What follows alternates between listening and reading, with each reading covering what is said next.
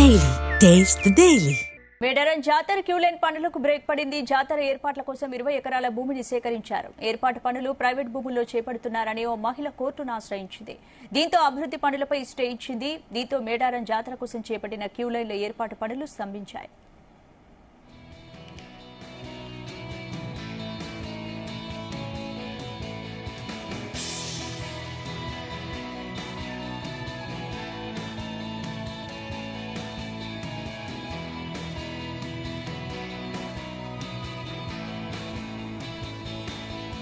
మేడారం జాతర క్యూలైన్ పనులకు బ్రేక్ పడింది. జాతర ఏర్పాట్ల కోసం 20 ఎకరాల భూమిని సేకరించారు. ఏర్పాటు పనులు ప్రైవేట్ భూముల్లో చేపడుతున్నారని ఓ మహిళ కోర్టును ఆశ్రయించింది. దీంతో అభివృద్ధి పనులపై స్టే ఇచ్చింది కోర్టు. దీంతో మేడారం జాతర కోసం చేపట్టిన క్యూలైన్ల ఏర్పాటు పనులు స్తంభించాయి.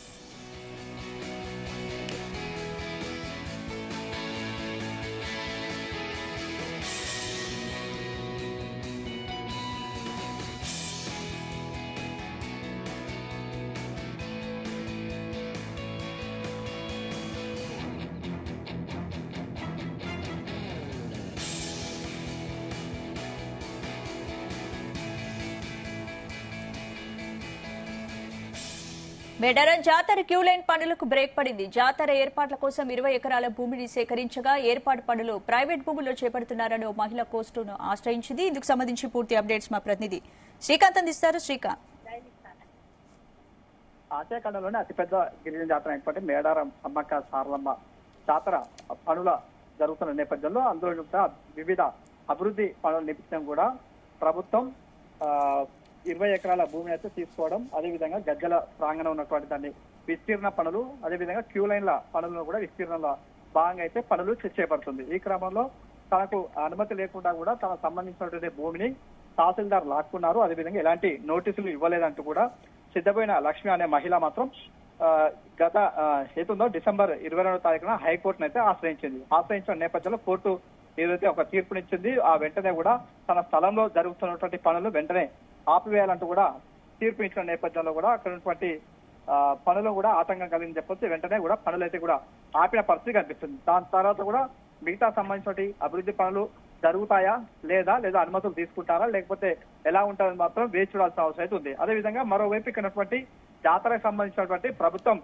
205 కోట్ల రూపాయలతో కూడా వివిధ అభివృద్ధి పనులకైతే చేపడుతుంది. అందులో భాగంగా ఇక్కడ గద్దెల విస్తీర్ణం, అదేవిధంగా ఇక్కడ పక్కన ఉన్నటువంటి ఒక హెలిప్యాడ్, పక్కన ఉన్నటువంటి ఇటువంటి రోడ్ల విస్తీర్ణంలో భాగంగా 4 లైన్ల రోడ్లను అయితే కూడా ఇక్కడైతే ఏర్పాటు చేస్తున్నారు. అందులో భాగంగా వివిధ భూమిని కూడా సేకరించడం జరిగింది. అందులో స్థానికంగా ఉన్నటువంటి తహసీల్దార్ తో పాటు మిగతా సంబంధించిన ఆర్డీఓ కూడా ఈ ఏతుందో కూడా విస్తీర్ణం సంబంధించిన పనులు పరిశీలించడం, అదేవిధంగా వారికి సంబంధించిన భూమిని కూడా సేకరించే పనిలో అయితే నిమగ్నమయ్యారు. ఈ క్రమంలో తనకు సంబంధించిన కొంత భూమి కోల్పోయే అవకాశం ఉంటుంది కాబట్టి తన భూమిని కోల్పోవద్దు అనే ఉద్దేశంతో కూడా గతంలో పలుమార్లు కూడా తహసీల్దార్ను వేడుకోవడం జరిగింది. ఆ తర్వాతకి తన ఎలాంటి నోటీసులు ఇవ్వకుండా తన స్థలంలో కూడా క్యూ లైన్లు ఏర్పాటు చేసినటువంటి క్రమంలో తను సిద్ధమైన లక్ష్మి అనే మహిళ మాత్రం హైకోర్టును అయితే ఆశ్రయించిన వెంటనే కూడా కోర్టు ఈ రోజు ఒక తీర్పునిచ్చింది. క్యూ లైన్ల పనులు తక్షణమే నిలిపివేయాలంటూ కూడా కొన్ని ఉత్తర్వులు కూడా జారీ చేసిన పరిస్థితి కనిపిస్తుంది. ప్రస్తుతానికి మాత్రం జాతరకైతే ఇంకా 26 రోజుల సమయం ఉంది. ఈ లోపు వివిధ పనుల కార్యక్రమాలు జరుగుతున్నాయి. మరోవైపు ఉన్నటువంటి ఆటంకం జరిగిన నేపథ్యంలో కూడా ఎలా ఉంటుందని చెప్పి మరొక ఉత్తర్వులు వచ్చే వరకు అయితే కూడా వేచి చూడాల్సిన అవసరం ఉందని చెప్పొచ్చు. స్పందన అంటే ఏంటి, ఇప్పుడు జనవరి 28 నుంచి 31 వరకు మేడారం మహాజాతర ఉన్న నేపథ్యంలో మరి అభివృద్ధి పనులకైతే ఆటంకం వచ్చింది కాబట్టి ఏంటి మరి ప్రభుత్వం ఏ నిర్ణయం తీసుకోబోతోంది, దీనిపై ఎప్పుడు క్లారిటీ వచ్చే అవకాశం ఉంది? ప్రస్తుతానికి మాత్రం అక్కడ స్థానికంగా ఉన్నటువంటి మంత్రి సీతక్కతో పాటు అధికారులు కూడా అక్కడే నిమగ్నం అయ్యారు. వివిధ పనులు కూడా క్షుణ్ణంగా పరిశీలించడం, త్వరగా పూర్తి చేయాలి. ఎందుకంటే జాతర కూడా సమయం దగ్గర పడుతున్న నేపథ్యంలో కూడా పనులు కూడా స్పీడప్ చేయడం, తదితర కార్యక్రమాలు కూడా స్వయంగా అక్కడ పర్యవేక్షిస్తున్న సిచ్యువేషన్ కనిపిస్తుంది. మరోవైపు వచ్చినటువంటి తీర్పు నేపథ్యంలో కూడా స్వయంగా అక్కడ ఉన్నటువంటి సిద్ధపెట్టిన వంశస్థులకు సంబంధించిన వారితో మాట్లాడించడమా, లేకపోతే ఆదివాసీలకు సంబంధించినటువంటి నాయకులతో మాట్లాడించడమా, లేకపోతే స్వయంగా లక్ష్మికి ఎంతో కొంత నష్టపరిహారం చెల్లించడమా, దానిపై కూడా ఇంకా వివరణ రావాల్సి ఉంది. ఒకవేళ జాతరకు కూడా ఇంకా 26 రోజుల సమయం ఉంది కాబట్టి ఈలోపు పనులకు ఆటంకం కలిగితే మాత్రం తీవ్ర ఇబ్బందులు జరిగే అవకాశం ఉంటుంది. ప్రధానంగా సమ్మక్క సారమ్మ దర్శించుకునే క్రమంలో ప్రధానమైనటువంటి క్యూ లైన్లు కూడా విస్తీర్ణం చేయడం, అందులో భక్తులు పెద్ద సంఖ్యలో రావడం, పోటెత్తే అవకాశం ఉంటుంది. అదేవిధంగా తొక్కిసలాటే అవకాశం ఉంటుంది ఏది క్యూ లైన్లు చిన్నగా ఉంటాయి కాబట్టి అందులో భాగంగానే ఈసారి క్యూ లైన్లు విస్తీర్ణం పెంచడం, అదేవిధంగా 6 లైన్ల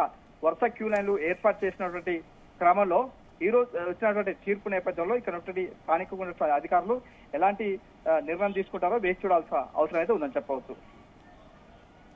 రైట్, థ్యాంక్ యూ.